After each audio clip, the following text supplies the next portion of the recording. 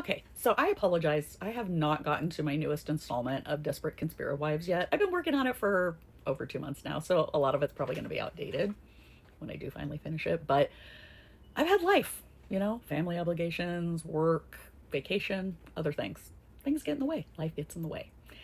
But I did want to put this video out because last week, especially, there was just a lot of egregious misinformation and some flat out lies that came out of the YouTube streets. So, this is a compilation of things that I noticed or that was sent to me by people of YouTube creators just really out of line. So, let's get started, shall we? Somebody have her phone because guess what Dylan says? Yeah.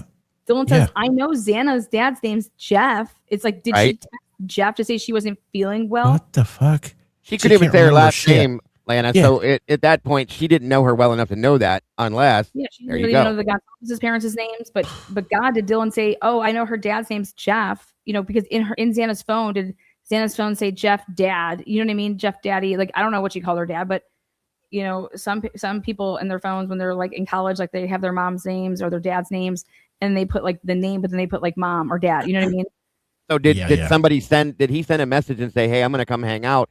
And somebody grabbed her phone and said, no, I don't feel well. Okay, so Jeff came over to the house the week before when it was University of Idaho Parents Weekend.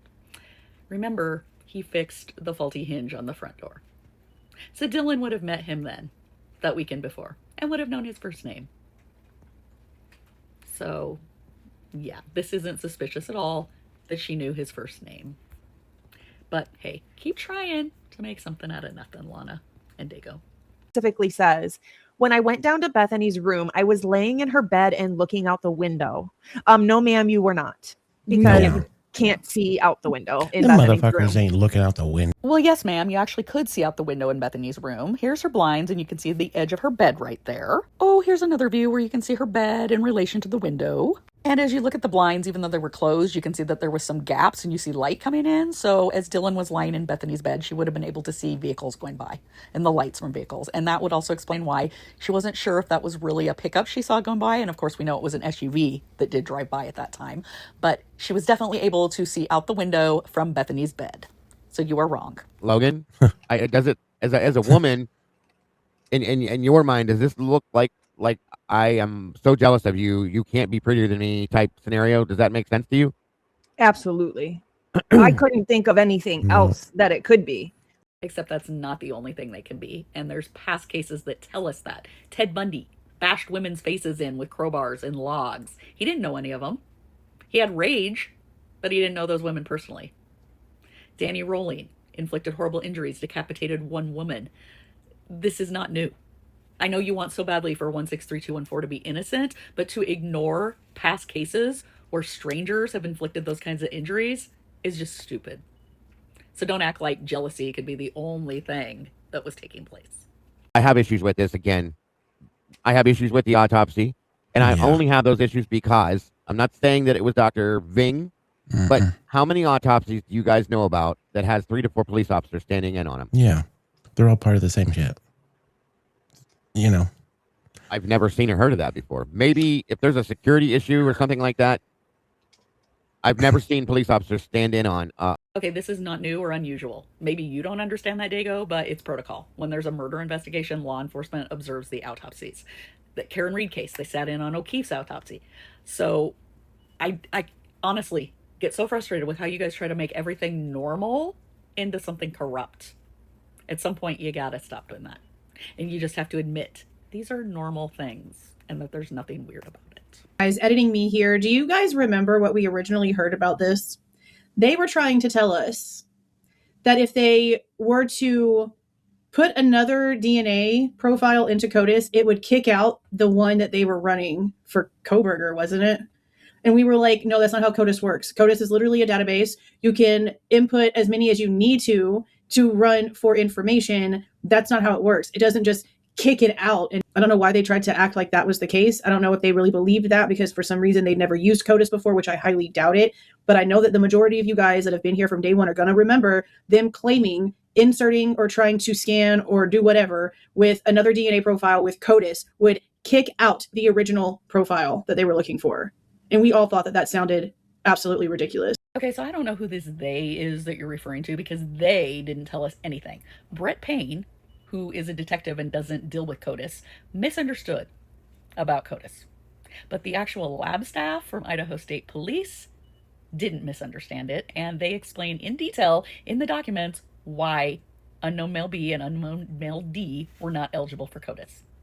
I know you want to latch on to everything Brett Payne says and try to treat it like it's black and white and the be all and end all, but the reality is he was a detective, he doesn't deal with CODIS, and he misunderstood what he was told. Okay?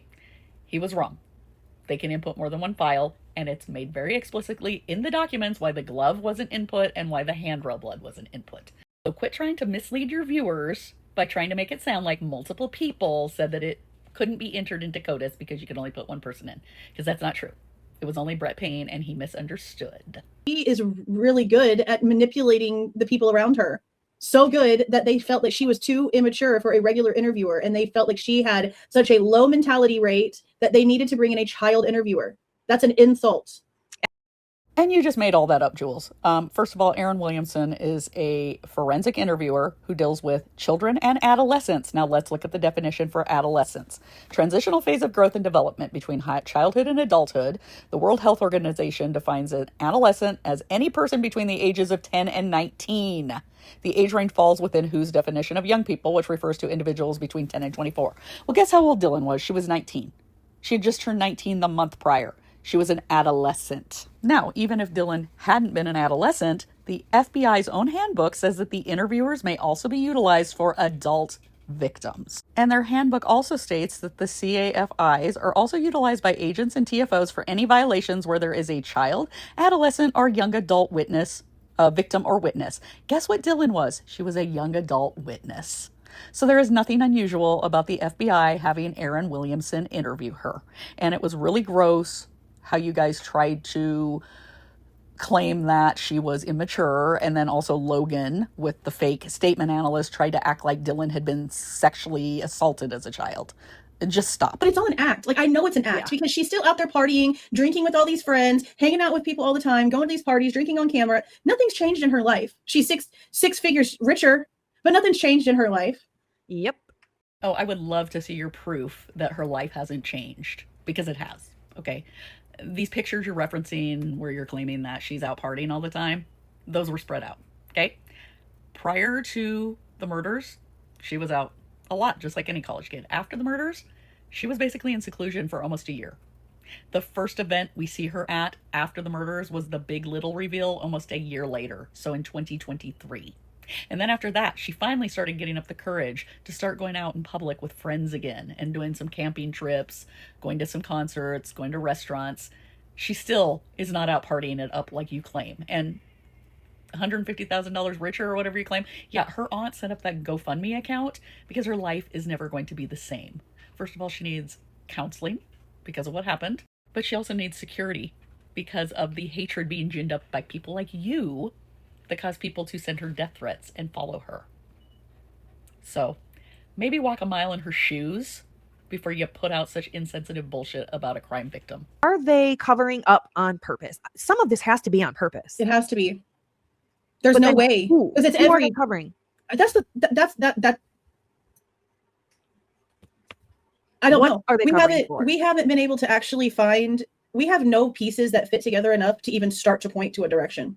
Wait, so you really believe that all these agencies, Moscow Police Department, Latah County Sheriff's Department, Idaho State Police, FBI, Homeland Security, who helped Idaho State Police with interviews due to an MOU they have with them, WSU Police, Pullman Police, and the Spokane County Medical Examiner's Office all colluded to frame inmate 163214? You really want people to believe that? Perhaps he did it. And guess what? The puzzle pieces do fit together. If you actually read the documents and the evidence, it's a very straightforward case. It's actually Occam's razor. I don't know how to explain this right. I'll do my best. So it's not Dylan actually typing in a name and a phone number. That's not how it was saved. It was saved in the background of like, she must have had, like a handshake with another device, or in a sense to where it saved in the background as like a new. I don't know how that works. What do you mean? I'm trying to explain it the best I can. It's really difficult to explain. So it wasn't like Dylan typed in a name and then saved a contact. If you look at the routing of it, it's more so like maybe the contact was saved because she was communicating with somebody in an app and it was the first time the phone number had popped in that app, and in an iPhone, it'll like recognize that and not necessarily save it, but put it in its memory bank in the background. But what an iPhone also does is there's in the background, when you get close to, let's say you're walking down the street and there's 4 people sitting outside, your iPhone will notice those 4 devices sitting outside, and they'll be like discoverable networks. I don't like any of this. So you can like connect to them. You can use their their hotspot or whatever it is. So just willy-nilly, like it just automatically. No. If it's turned on, yeah, and usually they come turned on. So what I think happened is Molly McMichael came to the house to deliver this DoorDash or whatever. At 3:51:03 is when Dylan's phone noticed this new contact or a discoverable device. So it wasn't saved as a contact. It was like a handshake in the background between her phone and Molly McMichael's device, which I think is a secondary device for her drug deals under an alias named Brittany Fernandez. That's very possible.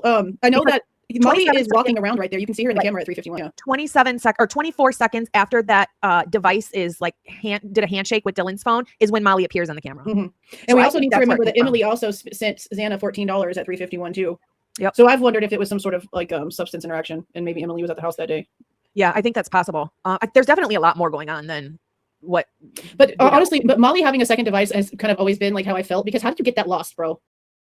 Oh, Lord, that was a hard listen because you have no clue what you're talking about, Logan. What you're thinking about is name drop, okay? So with iPhone, you can share contact information with a nearby iPhone. However, you cannot do it from inside Dylan's bedroom and Molly McMichael outside on the street. To do name drop on an iPhone, you have to hold the phones like right next to each other, basically. A few centimeters, it said. It has to be a purposeful action. It's not from a handshake. That's not how this works.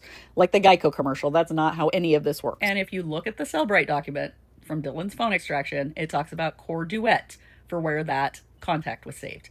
Core Duet only adds contacts from deliberate actions. So you have to actually add that contact or be doing that name drop where you've got your phone right there next to the person's. It doesn't do it from a handshake. It doesn't do it from Bluetooth connecting to a Wi-Fi, like somebody's Wi-Fi network. It will not add a contact from somebody out wandering around on a street with a flashlight and another person in a house doing a handshake. You are completely wrong. Also, if Molly McMichael had had a second phone, it would have showed up in the geofence. Now, yes, you can say, well, she may have had it turned off, yada, yada, yada, but law enforcement interviewed her also. And if she'd had a second phone that she was using to do DoorDash with, they would have found it. People are also claiming that Bethany was also hanging out with Jenna's brother, like at the same time all this was going on. That's who she's apparently like engaged to now. So is there like a multi-situation happening? It seems like that was really what's going on with like almost everybody, okay? Yeah. Like Dylan might have had Quinn, but she sure had Gideon's freaking name on her arm in Sharpie, all right? Yeah. Girl's full of shit. Yeah. There's some things going on. But did you notice in Bethany's we all know she posted that one video that was public with the painting. Yeah, I I've seen didn't it. see a ring on her finger. I thought she was engaged. I just didn't I thought see she a ring. was too. I didn't look. Bethany is not engaged and was never engaged. That was a rumor started by Bubbly Waters because she saw a picture where Zach McClure was wearing a Date Dash t-shirt that said "For Lifers." Okay? It was a Date Dash t-shirt. Bethany was dating Kai at the time the murders happened. Then she moved back home to Nevada and went to school at Nevada Reno. She wasn't dating Zach McClure. She's not engaged to Zach McClure. So stop listening to the stupid rumor mill and spreading that like it's frickin' fact. Use your fucking brains. How are you having this interview on December 2nd when Blaker didn't get the Elantra list, okay, until after it became public knowledge that they were looking for an Elantra, which was December 7th? Okay, so how did they know that this woman, that this girl drove that type of a vehicle? That means that they got they got all the parking stuff way earlier. Capiche? So Lana, they already knew about this woman because they interviewed her during the canvas on 11/13/2022. And she had told them that she had worked the overnight shift and had came home around 6:30. Okay, that was her SUV that you see coming home. So they already knew about her. Let's listen to the interview. Hello, how are you? Good, how are you? Good. I'm Jason with Moscow Police. I'm sure you've noticed all the hustle and bustle down the way here. Yeah, a little bit. What's up? Sure. Just trying to kind of talk to some of the folks around the area, see if we can establish anything that seemed out of the ordinary. Were you here all night? No, I actually work overnight. So Oh, you do? Gotcha. Yes. Gotcha. Do you recall what time you got home? I got home at 6:30. 6:30. Gotcha. Drove home, walked home. I drove home. Gotcha. Blank lived in an apartment at probably Sigma Chi. His roommates are, so he's got, I don't know. Blank lived in an apartment at the Whites. I'm just guessing. We need to figure this out. Right here. Blank lived in an apartment. I don't think they would say in an apartment at Sigma Chi. I just think they would say he lived at Sigma Chi. That's my opinion. So let's see. This person lived in an apartment at the Whites. Just guessing. So it's not the Whites he's referring to. It is Sigma Chi. Sigma Chi is unusual. The one at University of Idaho. Most fraternity houses will be one big house with all the room entrances from the inside. Sigma Chi is different in that it has like a big main lodge, and then all of the rooms are actual apartments with outside entrances. You can see that in these photos that I'm showing. So when he says that he was in an apartment, he's actually referring to Sigma Chi, not the It'd be a Whites. huge concern for me. So much so that she confuses her friends and roommates getting murdered with just having a normal dream. Like, but I also like kind of feel like she's also kind of lying. Like she has to be, because we know she didn't go to sleep. Way. Right. And especially she gives that away day one, because as she's talking to Noons and he's asking about the parties, she said, no, not tonight. Well, that means that you in your brain, your biological clock has not gone over to the next morning yet. You did not go to bed. Yep. So how are you dreaming about a big nosed woman in all black? No, you're not. You're full of shit. And that's another thing. You instantly lied. You instantly told the cops that you were asleep, that you didn't know nothing, that you didn't see nothing, that you didn't understand what was going on. An unconscious person straight up lie on the phone from the jump. How can we trust anything that you're saying when your first reaction is to lie? Okay, well, she was not on her phone all night. And I'm giving credit here to Old Faded Star from Reddit. She put together a spreadsheet that's a lot better than the one I tried to do that shows Dylan's phone activity. And she had well over 6 hours of inactivity. Okay? And she also never said she was asleep the whole time. So you guys keep lying, claiming she was awake all night, which is absolutely false. And that she was on her phone all night, which is absolutely false. So just stop. And as far as the unconscious person, she did not lie on the phone to the operator. She thought Xana was unconscious. Hunter is who determined that they were dead. And guess what? He spared the girls what he saw. Okay? He's the one that actually went in the room. He's the one that actually realized they were dead. And he did not tell Emily, Dylan, Bethany, Josie. Okay? So when they got on the phone with the 911 operator, they still thought Xana was unconscious. So stop saying that she lied, because that's bullshit. It's already been proven that Dylan was using her phone the entire night. So we know she wasn't dreaming. So this whole dream thing is just a bunch of bull anyways. Not proven. I'll just leave this here again. She had well over 6 hours of inactivity on her phone. So she said, when I woke up that morning, and I just want to reiterate to start, we know she didn't wake up because she never went to sleep. And again, you are wrong. And then I saw no way. Wow. Do you guys remember when they got the mayor involved now? Look at who signed this. This is the fucking mayor of Moscow, signed on 6/27/2022. Why is the mayor signing this? This is for, look at the year of the murders. Chief Rye already knew I don't want to have anything to do. Why the fuck is the mayor signing for this? So let me get this straight. You don't understand that the mayor signs off on a grant document for a city. Okay? Police departments, Moscow police, any other city, are under the city government. Guess who runs the city government? The mayor. Guess who has to sign off on grant applications? The mayor. This isn't rocket science, sweetie. And it's not a big conspiracy. She just met these people. Most of them. She just met 3 months prior to this. So obvious to who? Yeah. No, she didn't just meet all of them, sweetie. So Dylan was in Pi Beta Phi. And she was in Bethany's pledge class, and her and Bethany were friends. Bethany's big sister was Maddie. Okay? Maddie was in Pi Beta Phi. Dylan's big sister was Emily, also Pi Beta Phi, who was good friends with Xana, also Pi Beta Phi. So Dylan knew Maddie, Bethany, Xana, and Emily. Emily didn't live in, but still, you know, she knew all of them from Pi Beta Phi, from well before, okay, from the going back the year before. She met Kaylee through Maddie, and she met Kaylee well before she moved into the house in August of 2022.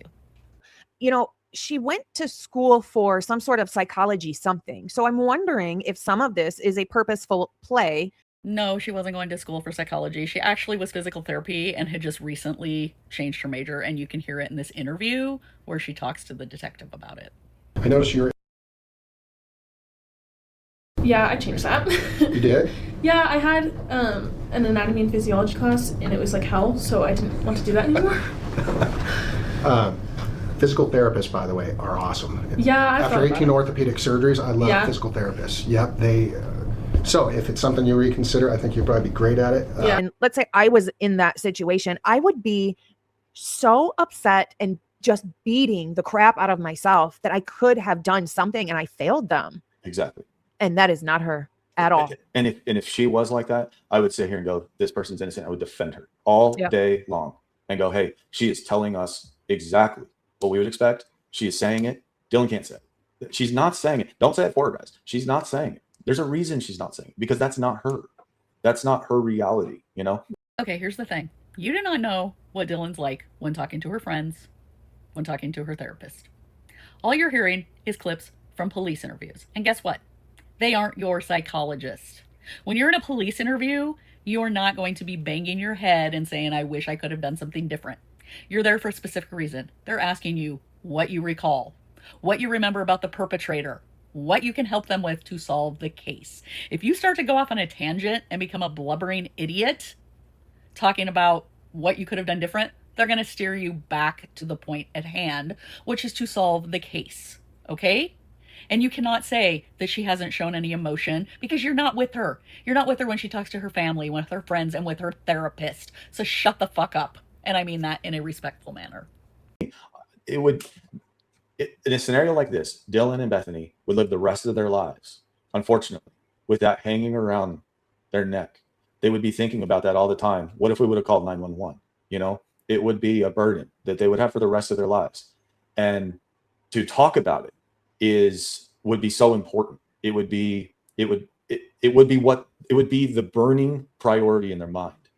And we don't hear, it's silence. It's complete silence about that. It's about my dreams and, I watch Criminal Minds, and man, I'm just not even sure if what I actually saw was real. Yeah, because again, like I just said, they're talking to her about what she remembers from that morning. They're not talking to her about her regrets or her survivor's guilt, okay?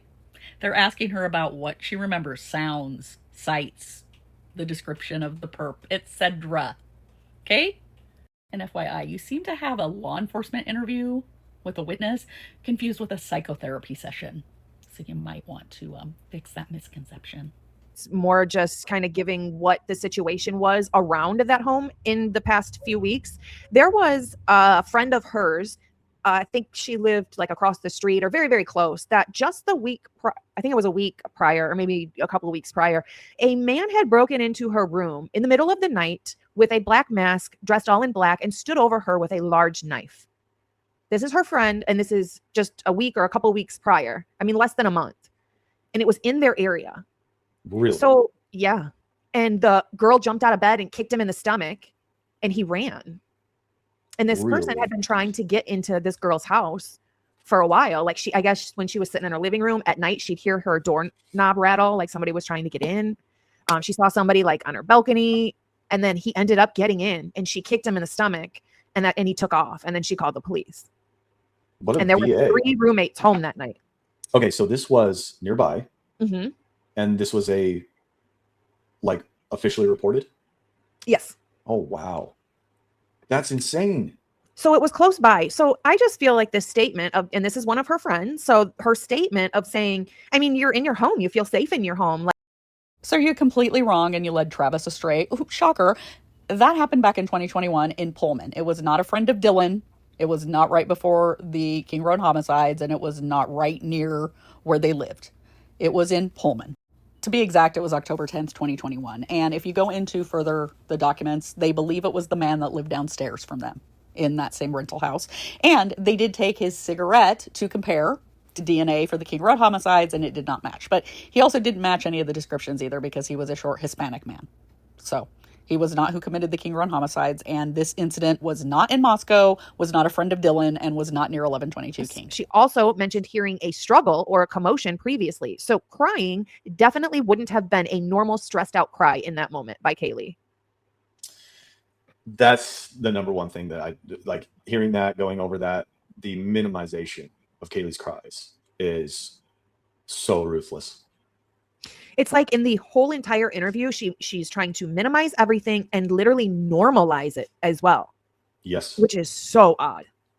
I mean, it's inexcusable. To just speak, of someone who got murdered like that to minimize her cries. I mean, you want to say this is an innocent roommate, those cries would haunt you. Those would be the last breaths of this person's life, life that you heard. And I mean, it's just crazy. Yeah. Absolutely. I mean, what else stood out to you on that? If this was me, I would, and let's say this actually happened and this was me, and I didn't know if it was a dream, and and I'm saying all this and it is true, but I would be following it up with, I can't believe I thought that. I can't believe that this happened to my friends and I thought it was a dream. I could have helped them. I would be beating myself up, and that's just not what we see. And that tells us so much. Exactly. Okay, first of all, you're still confusing police interviews with a psychotherapy session. Police interviews are not the time to be going, I can't believe I thought that. I should have done something different. That's not. Okay, now, also, she heard cries and crying. She didn't know what type of crying it was. You're acting like she knew in that moment. Hindsight's always 20/20. Okay, we have to take out our luxury of hindsight because we know what happened. And at the time, she also thought it was Kaylee. And then law enforcement and the forensic analyst determined that it was likely Xana she heard crying. And she wasn't trying to minimize anything. She was in a police interview telling law enforcement what she heard or what she believed she heard because she wasn't sure. And that's not uncommon for an eyewitness. So you are completely twisting things to bash this young woman and make her seem like she's guilty of something. The fact that Kaylee came there that weekend because Dylan invited her to a formal. She came there because Dylan asked her to come there that weekend.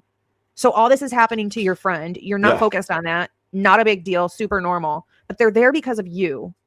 And they're being killed. And you're worried about the guy's voice. Some man. Kaylee wasn't there because of Dylan. She was not there that weekend because Dylan asked her to be her +1. Dylan asking her to be the +1 was secondary. Okay? Kaylee went down there to show her Range Rover that she bought to Maddie. She also had a final on Monday to take. Her mom has talked about that. She was planning on staying through Tuesday and then going home on Tuesday. So don't pin this on Dylan. Okay? Dylan is not the reason Kaylee was in Moscow that weekend.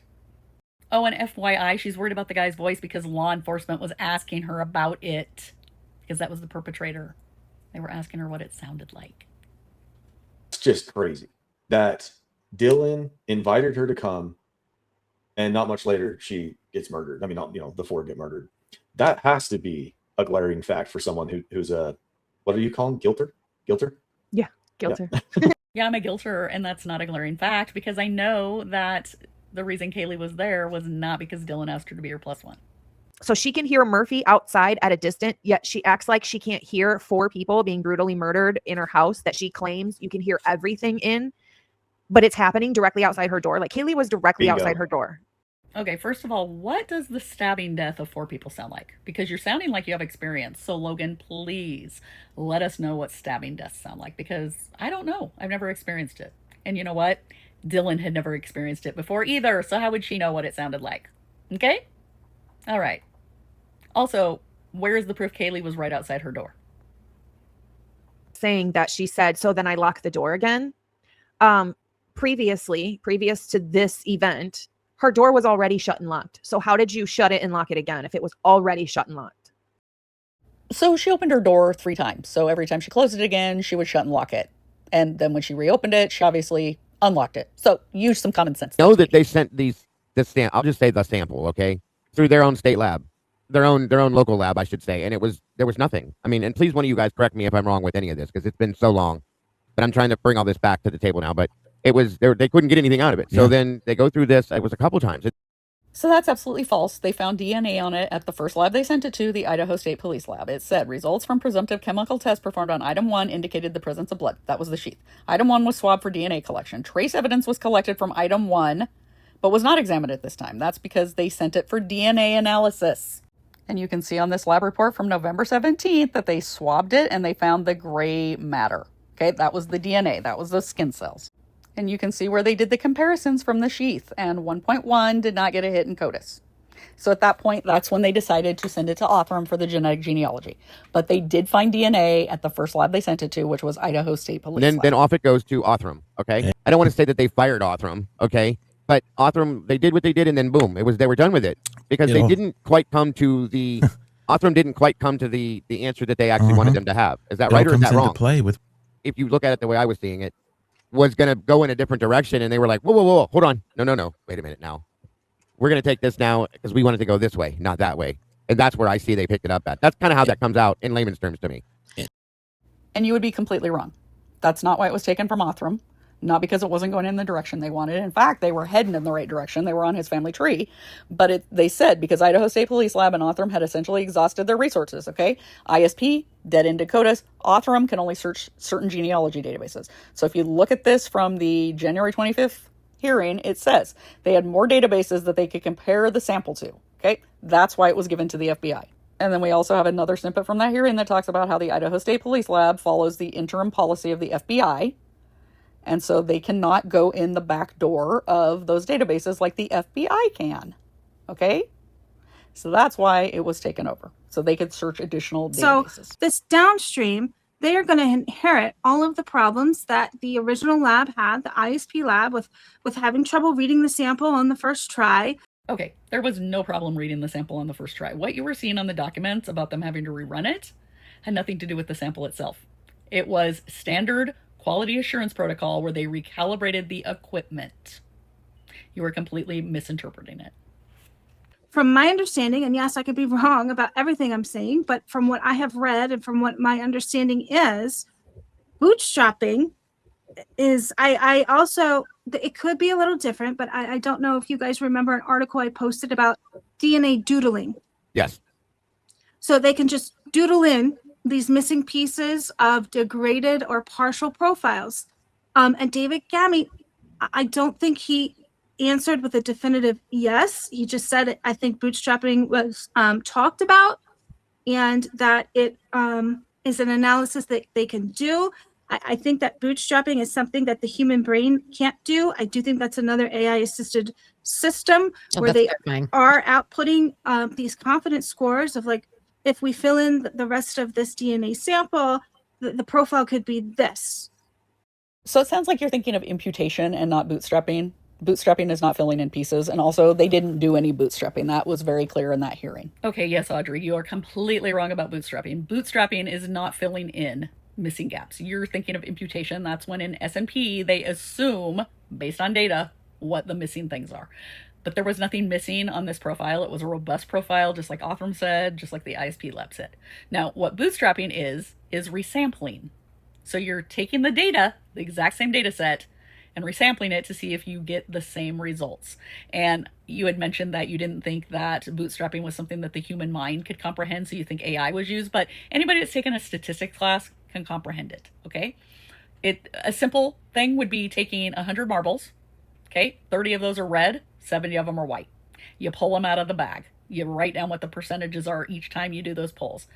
That's going to level out because the data you're using is the same. It's still 70 white marbles, 30 red marbles. So eventually you're going to get the same percentages, okay? That's what they're doing with the DNA.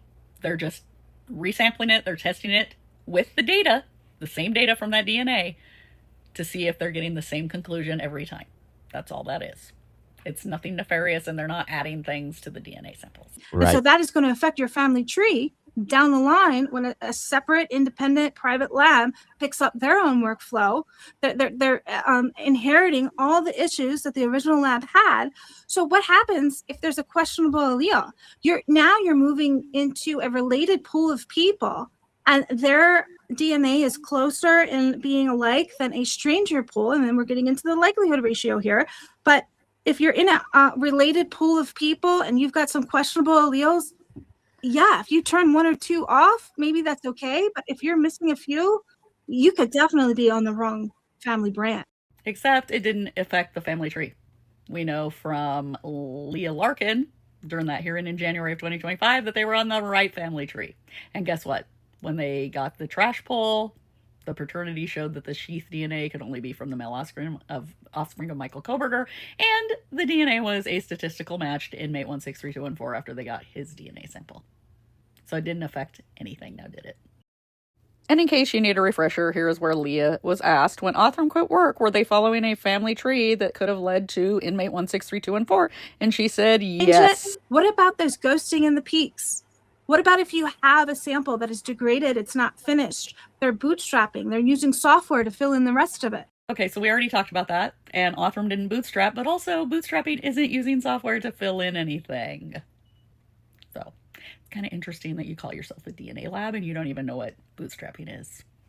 Rui wanted to know, Audrey, if you have heard or seen Jay Embry or Pavarotti's theory about the K-bar factory workers being of a similar genetic makeup to BK, possibly, and that possibly being maybe an answer to this scenario? Oh yeah, absolutely, 100%. If it's legitimately what I have another theory, but if my theory is not correct, I think his theory is right. That yes, that transferred DNA could have come from the factory of in his lineage where it was from. Absolutely. Except that's absolutely not true. Had that been a factory worker that was a distant relative of his, it would not have come up as a statistical match of inmate 163214. So you and Pav need to stop with this nonsense. I think it's through Translucent Crew. Thought that they flew Gemmitt and the actual physical sample straight from Meridian to Texas so that Othram could test it. Is that true or false? Do we know that? I don't know. Tell me you didn't read the documents without telling me you didn't read the documents. Matthew Gamut testified that he escorted the Moscow police officer, which turned out to be Blaker, down to Othram with the DNA sample. And then here's the field notes from Blaker where he flew down to Texas to bring Othram the DNA sample. So this is really pathetic that you don't even know this, and it's in the freaking documents. And I think you've touched on it. And if you have, you can just say, I've said that already. But, you know, she said, Dr. Turby came out, we all know that, and made some statements about stuff and said he doesn't think Brian's DNA is on the sheet. I've said this myself. What do you think of that coming from him or even just in general at all? Any specific thoughts? I 100% agree because I do think that Q1.1 was a live environmental mixture. So I don't really think it should have been interpretable, which is exactly what the software said in the first place. Right. So I don't think it should have matched Koberger at all. So I don't think that DNA actually led anywhere. I think there was some maybe massaging along the way somewhere. And you and Turvey would both be wrong. And it wasn't an environmental sample and it wasn't a mixture. It was a statistical match to inmate 163214. Tony Stevens has asked, why couldn't they just swab Brian and compare it directly to the alleged touch DNA on the sheet? That's a great question. Great question. I've asked that myself many times. This is a great juror question. Actually, they did match it to him directly. After his arrest, they took a swab and they matched it to the sheath. More on that coming. You're saying, just to follow up on that the paternity test is them matching Brian to his dad from the trash. That's all that we have access to. I haven't looked at the DNA stuff in a long time. I believe so. I think they left that's crazy. The sheath DNA out of the loop. I don't know if that is actual protocol or procedure, but I think I can clearly see a pattern that whatever they substituted in for Q1.1 keyboard, it resembles too much like the S95.9.1 sample from that mixture from the PHS. They did not leave the sheath DNA out of the loop, and they did not compare his dad's profile directly to his profile. They compared the dad's profile, which was 87.1, it was a Q-tip from the trash, to the sheath, 1.1. And that's what they made the paternal match on. And then, of course, upon arrest, they did a direct match between DNA from inmate 163214 to the DNA on the sheath. So the sheath was in the loop the whole time. So from your understanding, they matched Brian to his dad in the trash, and then they matched the trash dad sample to the sheath. Is that? That's how I understood it too. They didn't just, after they had Brian, they didn't just swab Brian and match it to the sheath. I don't know because we don't have any of those documents. Oh, for fuck's sakes, you do know this because it's in the documentation and it was also in the hearing that they did in January of 2025. But this is the Q-tip. This is 87.1, the sample of the dad's DNA from the Q-tip in the trash bowl. And you can see that they ran it against 1.1, which was the sheath. And you can see right here in the hearing, they were asked, as it relates to male E, it was compared to the sheath. Is that right? Correct. A paternity comparison. And then, of course, we know that after they did that, they got the arrest warrant. And then when they swabbed inmate 163214 upon arrest, they did a comparison and it was a statistical match to what was on the sheath. I think they went through Moscow first and Idaho's whatever, and then it got sent out. So they knew that they couldn't come up with something. So did they modify it to a point to where they're like, okay, well, they're going to hand it off to Othram and they will accept it at this point to do something with it? These are the questions we need to be asking as jurors because they do not tell us exactly what they do with this DNA. And it's not the prosecutors who convict wrongful convictions, it's the juries. Because I don't think that we understand DNA enough and they're not showing us how they do it. Yeah. So I have no idea. Okay, so first of all, they go, MPD doesn't have their own lab, so it didn't go to a lab there first. It was in the evidence lockup. Then it went to ISP. ISP found DNA, but it wasn't in CODIS. So then that's why they did genetic genealogy. And no, Audrey and whatever the guest name is, that guy that sounds like he's half asleep all the time. They did not add anything to the sample. They did not manipulate it. They did not do anything like that. Okay. And jurors, I think you need to give a little more credit, because a lot of us that are jurors, have been jurors, understand DNA. Okay. We're not all stupid like you guys. Okay. Well, that's like earlier when we were talking about it. That's a good point too, Mike. Yeah. When they sent it off to Othram, like I was saying earlier, Othram did their thing and they were doing this and doing that, and the FBI jumped in and said, "Oh, hold on, wait, we're going to take it and we're going to send it through an unsanctioned database." I guess, for lack of better terms, I'm not saying it the right way, but you guys know what I mean, because it got ran through. If anybody remembers it, I keep wanting to say hometown DNA. I know that's not the name of it. It was something else, but seems like it though. It's something in that realm of words. But they ran it through that company, and it was not. And I know I'm not using the right terms, but it was not sanctioned for them to use. They weren't supposed to use that. It was an illegal transfer that they ran it through that way. So there's where the problem comes into play with that. We all know how that happened, how it worked, and so on. So what my question would be then is, being that they halted work right there, pushed them to the side, took this, and they ran it through this place. Is there anything at that point in time that could have changed from the moment that Othram took it, or they took it from Othram's fingertips and they ran it through this database? Anything that could have changed that could have made a difference, do you think, or even possibly could consider, Audrey? Or would it be the same exact sample, do you think, the same way? Or is there anything they could have done with it? From my understanding, it should be the same exact sample, but they have two different workflows. They're testing two different things. Got you. Okay. No, it's not two different workflows or work processes. They're using the same S&P profile, but all the FBI did was took it and put it into additional databases. That's because they can go in the back doors, and it's not illegal. Okay, Dago, you said it was illegal. It is not.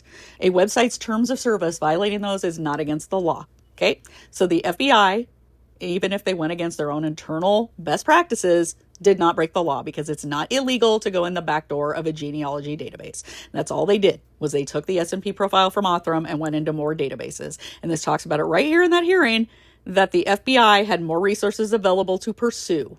They could compare the sample to more databases. That's all it was. Can Audrey comment on the amount of cells of DNA on 1.1? Some have said 100K cells, others have said 10 cells. And then Logan responded with, there is an NG amount of DNA that was on the sheath, and it's then less than I'm sorry, less than that of a secondary transfer. It was like 0.067 NG or something like that. So we don't know the exact amount of skin cells, but we do know that it was not a smaller amount than what's indicative of transfer DNA, of touch DNA. They used 50 milliliters of elution solution. So you have to understand that first. Okay. So here's where it shows they used the 50 milliliters. And then of course you can go to the lab documents, but also Riley Nolan. And she talks about how it's 0.168 nanograms per UL, which is the milliliters of the elution solution. Now, when you take 0.168 nanograms of UL, what that is actually over 8 nanograms before you put it in the solution to extract it. And over 8 nanograms is over 8,000 picograms. So that is a robust sample, just like Othram said. And if you look at what Rylene said in her affidavit, it said it is typically used, when they talk about the phrase touch DNA, to describe DNA collected from items of evidence in areas on the item that would most likely be touched by the user of that item. And she said, I would not be willing to use that term trace DNA, because it would be inappropriate to apply that term to the DNA left on the sheath, because a trace amount of DNA is not what's detected on 1.1, and referring to it as a trace DNA would be misleading to the trier of fact. And then further documentation said that Miss Nolan will opine that the amount of DNA found on the sheath and that the fact that it came from a single source make it more likely the DNA arrived on the knife sheath because of primary transfer rather than secondary transfer. So there you have it. It was not an amount less than secondary transfer. It was an amount indicative of primary transfer. It was over 8 nanograms. I don't think it's a scientifically defensible proposition that because the state believes it's direct transfer, that direct transfer, the primary transfer, happened during crime time. Nobody has ever said that because the state believes it's direct transfer that it was put on there during the crime. Okay? They believe he put it on there before the crime. But they believe that amount shows that it was his sheath and that he had repeatedly touched it before entering the house to commit the murders. We know he was wearing gloves, so he wouldn't have put his DNA on there during the crime anyway. Use your brain. If anybody would look at this, quite a few of us have written letters to places and sent emails to places and said, hey, you need to look at this for what this is. This is a problem. Of course, most of us have been ignored. But if the right person would take a look at this and say, hey, we need to look at this and see what this is for what it is, okay, what it really is, that should exculpate Brian, in my opinion. Truly and honestly, at this point. I do truly believe that. And I've been screaming this to you guys for a while. No problem saying it. It is not Brian Koberger's DNA on that damn sheet. There's other DNA on that sheet that needs to be tested that they refuse to do. And in my opinion, that DNA, if you test that, you'll find who actually committed this crime, in my opinion. That is my... First of all, it's not going to exculpate him because it's his DNA. It was a statistical match. Did you not see the 5.37 octillion?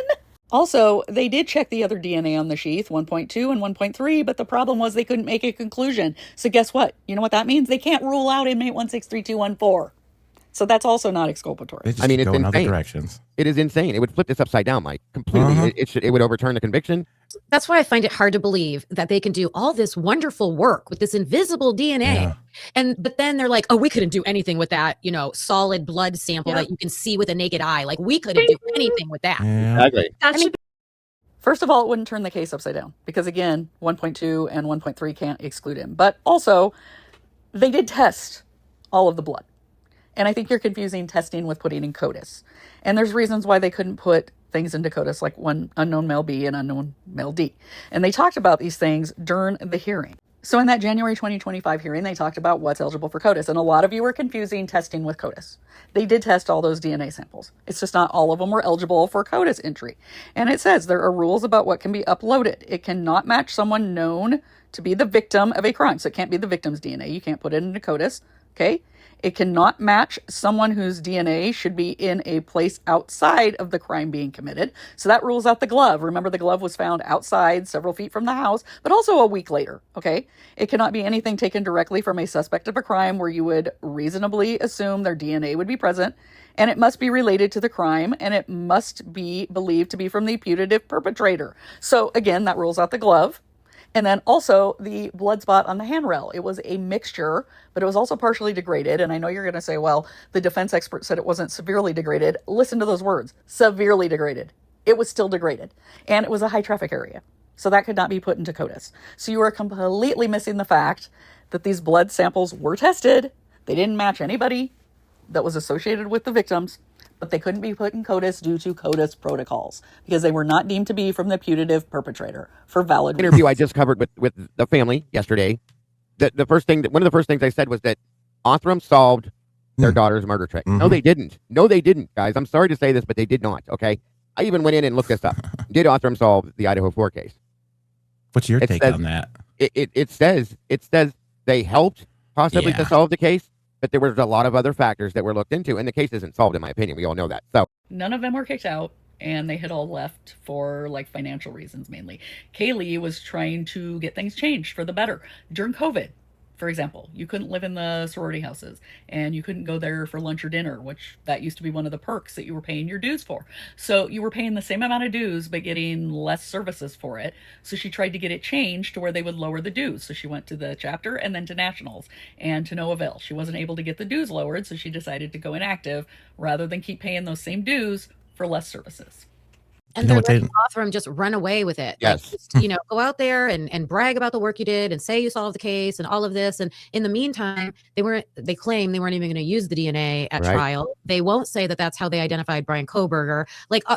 These two actions with Othram being allowed to run around and say that, and then what actually happened, let's talk about don't this. jive. The case doesn't get solved. I don't believe Othram came to any kind of conclusion. They were stopped and interrupted before they were able to. There's very few labs in the U.S. But yet they're letting them run around in public and say, that S&P profile, the FBI could not have taken it because it backs up their claim. It backs up that they solved this horrendous quadruple homicide case, and there's such a great without their S&P profile, it's such a great opportunity for the future, so on and so forth. Meanwhile, in the background, the FBI ran as far away from this as they could. There's a reason for that. Okay, there's definitely a reason for that.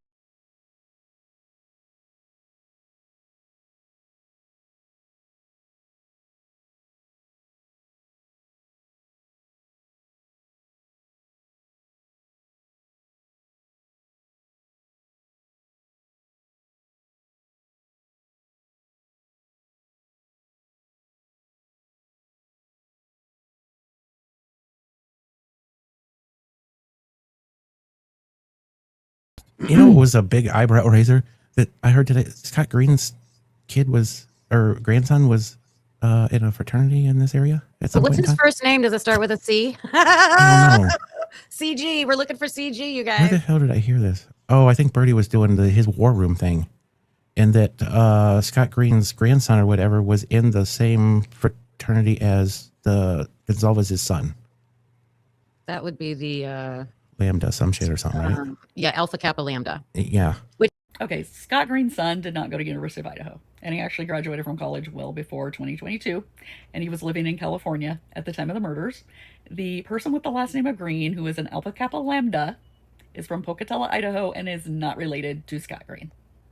So, don't believe every single rumor that you hear. They left though. I think they were kicked out. I think the girl. Yeah. So then, like, that's even worse. Mm-hmm. Because what would Kaylee get kicked out for? Didn't she have great grades? She already had a job or something. Right, but it's suspicious to me that she said I can't be a teacher. Like something happened. You cannot. Both of those sororities were on different levels of probation. She had to change her major from teaching to general studies or something like that. I think it was Kaylee. Because she wasn't able to do the teaching, like, what do you call it, Kim? Student teaching. Student teaching, like to get your, like doctors will go do, or like when I went through the EMS program, you have to go do and work within the hospital. Internships. There we go. I'm sorry. So yeah, she had to change her major for some reason because she couldn't do the student teaching program, and that has always been curious to me as well. Right. Yeah, because if you're doing something shady online, like fans, if you got in trouble, like. They fire teachers from DUI or drug involvement or something like that. Okay, the student teaching thing. Kaylee did student teaching in Moscow.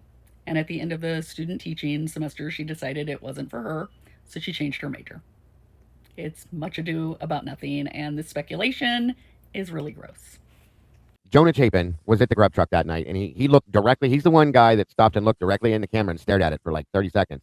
And just had that dead look. Who's that? Jonah, he's not related to the Chapins. His name is Jonah Chapin. Sorry, who is that? He is, or he was. I don't know what the deal is now, but he was one of the big wigs in the Jesse James Bailey gang that got busted in March for the big drug bust. Oh, wow. He was like one of Bailey's right-hand men, and he was there that night, and he walked up to the camera and looked dead square in the camera at the grub truck for about 30 seconds, and then walked away. Was he there when the girls were there? I think it was right after. I don't know if he was in the background, but that's a good question. Visible on camera. That's a good question. He may have been in that back wall, standing there waiting or just watching or whatever. And then he walks up to the camera and does that whole. This is the Jonah Chapin, the person I was talking about that was at the grub truck that night. He's the one that was very, very high up and close to Jesse James Bailey. He's also the one that was arrested 3 days later. And I still get creeped out with what he did here. I don't know what if it means anything. It could mean nothing. He could just be being a smartass and doing that. But he stood there for a good 30 seconds at the minimum, staring at the camera. And then he turned and moved forward. So the fact that he was there that night, he's from Pullman or the Washington area. Okay. Not Pullman. It's further out, and he was there that night is the curious side to this. And one has always pointed him out and has always said, hey, what's up with this dude? So on and so forth. So that's who I was talking about. That's the guy. That's his name. No, Dago, that is not Jonah Chapin. And he didn't stare into the camera for 30 seconds. He was a student from WSU, came to the grub truck with his girlfriend after the football game. Tebow wasn't where he was supposed to be to take orders, so the guy stood there and looked over to the side until Tebow got there. You can see that. And then he had his girlfriend come up, and they decided what to order. The girlfriend didn't order anything, and then later on, somebody that was watching on the live stream offered to buy his girlfriend some food, so they were all joking about it. But this is not Jonah Chapin, okay? You got it completely wrong. I'm sure you got your information from freaking Pav, who is wrong about everything, and also Bubbly Waters, because she's also wrong about everything. And just for comparison, this is Jonah Chapin, and you can see it is absolutely not the same guy that was at the grub truck. Also, Jonah Chapin was not involved with Jesse James Bailey. Here's a little bit of the backstory on him. He was with a guy named Caleb Forsberg up in Spokane. Nothing to do with the Jesse James Bailey gang, and nothing to do with the Idaho 4 murders, and definitely not the guy at the food truck. But where did Kaylee get all that money to buy a brand new car the day before she was murdered? Where did she get all the money to do everything she was doing for Wanda? She had a lot of bank accounts with a very high end. MPD, yeah, with them being just like the disgrace that they are. I don't know if they have this information, but like they haven't given us any information about anyone's financial situation. Okay, first of all, she did not buy a new car. It was a used Range Rover, and it was around $24,000. And then she had the $6,500 for selling her Subaru, and then her grandmother helped her with another $1,000, and then she put it on a car loan. That is not unusual at all. Also, she was working for Extreme Networks. They had hired her for a paid internship during the summer. She was still working for them, so she had steady income. Also, prior to that, she had been working at coffee shops all through high school and into college before the job with Extreme Networks. Also, the investigators did check their finances. Here's a timeline I put together of the financial warrants for the accounts that the different ones had. And they probably won't be released because guess what? It's none of our business. It's a privacy reason. It's none of our business what was in their bank accounts or honestly what accounts they had. Yeah, so this is something I can like not get over and move on from because like we all like live in the same world where you have to like actually give someone money for something, okay? So like she had to give that money. Like that money had to come from somewhere. Like so if that like why didn't they trace where the money came from? Yeah. Because like it's either to me in my mind there's three sources out of that money. One, Kaylee herself that she worked and saved up for, but like we don't know because we don't have her personal banking records. The second could be from her parents, her family giving them the money. But then the G's had a GoFundMe to like go to the trial or whatever. So like how could they like be GoFunding for that, but then just be like giving, you know, tens of thousands of dollars out? So that to me doesn't seem likely. Or three, from a romantic partner or something like that, or some type of situation with men. Okay, again, they did look into the financial information. That's standard with every homicide investigation. Secondly, Kaylee was working. She had worked all through high school, into college, had worked at like Dutch Brothers and other coffee stands, and then she got the job with Extreme Networks. She was making her own money. Okay? Wasn't coming from anything nefarious. And I'm on the same page as you, Kawanda, is that all this other extravagant lifestyle, like all these trips and all that, we know how much she was making. And the lashes alone, I'm sorry. I mean, I make a similar amount and I could never afford vacations and all buying a Range Rover. No, ma'am. So the trips, they had like a trip to Mexico that the G family paid for when they took Maddie, when the girls were in high school. Okay? They were not going on any other, like I think Maddie went down to Mexico on spring break the year prior. But that's usually like where you get the group rates because you're going with the whole group of college students, and that's not real expensive anyway. But they were not running around leading an extravagant lifestyle, and all of those kids worked. They all had jobs. Even Ethan worked during the summers up at the lake near their lake house. So they all had jobs. So this is just really gross. And also their finances had nothing to do with their murders. She had multiple bank accounts, which, I mean, I'm not saying that means crazy. anything, but you have money in different places. Okay, the multiple bank accounts thing is just crazy because what did she have? She had like Elan Financial for her car loan. She had PayPal, Venmo, Cash App. She had checking account, savings account, an investment account that her parents had set up for her. So that's not unusual. And I'm going to tell you, when I graduated from college or when I was in college, I had a Bon Marché card, a Nordstrom card, a AT&T calling card, a Chevron card, okay? My debit card for my checking account. I also had a savings account, so that's a sixth account. And I had another investment account, that's a seventh account. Now, if PayPal and all those things had been around when I was in college back then, I would have had at least 10 accounts because I would have had PayPal, Cash App, Venmo. And no, she did not have like $10,000 in each of these accounts either. That is a complete fabrication that somebody made up. I'd be interested to know what Kaylee was doing the months before she moved into that house. Yep. There's some dynamics in this thing, I will tell you that. She was there that summer there was one other roommate with her.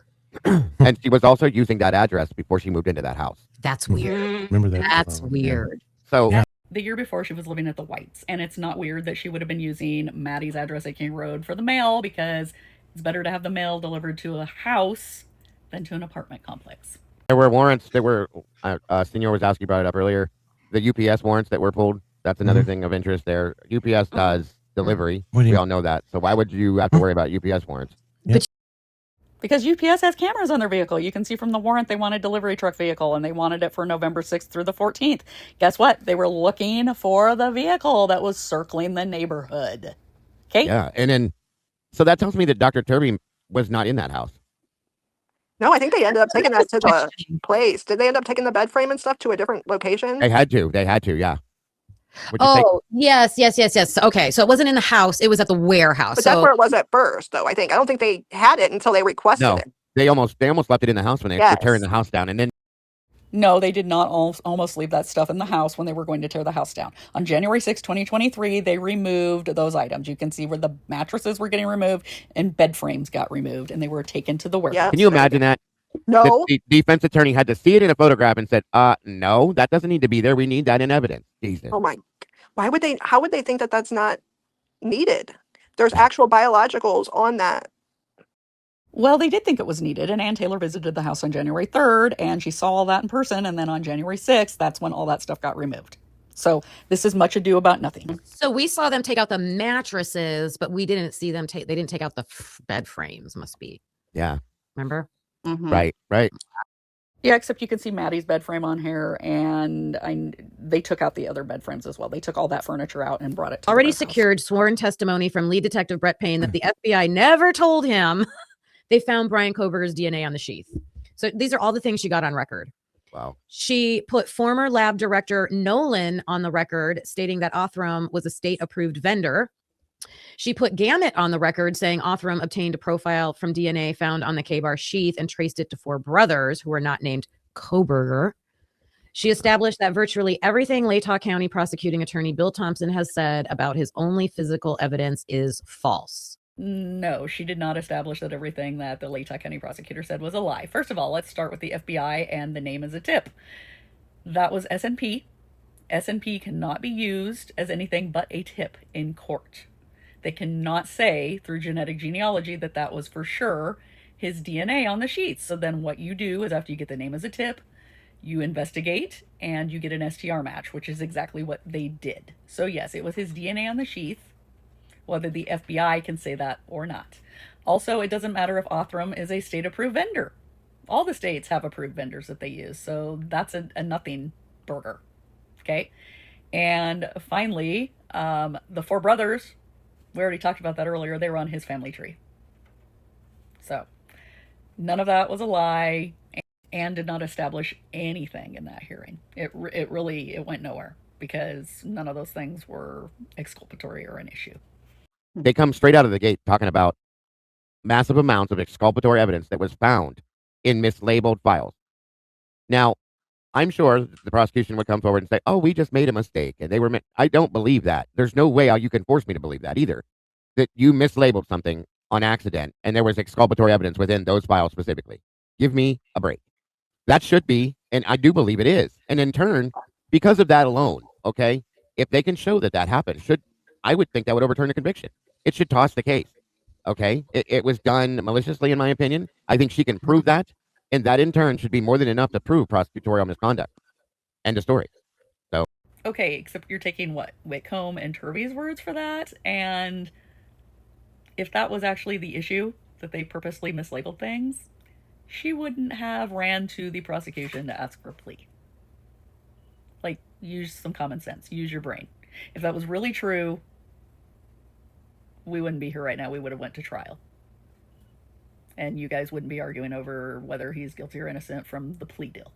You would have instead had what I believe would have been a guilty verdict from a jury. But I digress. But yeah, you're taking the word of 2 people that aren't very trustworthy. So I'm going to say, Dago, prove it. Prove that things were mislabeled and that it was malicious. Who would take that up? That would be like the DA. Released yet, right? Right. Well, and they're probably dragging their feet on that, and because there's a deadline of September. I think that's what's going on is they're trying to let this expire, which is crazy to me. So shady. You can't be serious. Do you even listen to yourself? They're dragging their feet until the time runs out. No, that would be him. Inmate 163214 that would decide when to file an appeal. So are you trying to say that he's dragging his feet to run out the time on his own chances of appeal? Is that what you're saying? I'm thinking you don't really understand how this process works if you think that somebody's dragging their feet to run the clock out. I'm sorry, but I shouldn't laugh, but when people with no common sense discuss this stuff, it makes me laugh. It is very much so. And of course, I still think, and I'm not going at Ann when I say this, for all we know, Ann could have done this to herself with this whole thing, on purpose to give a reason for ineffective assistance of counsel. We don't know, but he could probably pull that as one of his appeals Well, I guess we shall see come September, because that's when his deadline is for post-conviction relief. But he's going to have a hard time proving that Anne was ineffective, because she was anything but ineffective. She threw everything at the wall to see if something would stick. She was thorough. So anyways, I hope this video was informative. I just could not ignore some of the misinformation. It needed to be addressed. So let me know if there's something else you'd like me to address in the future.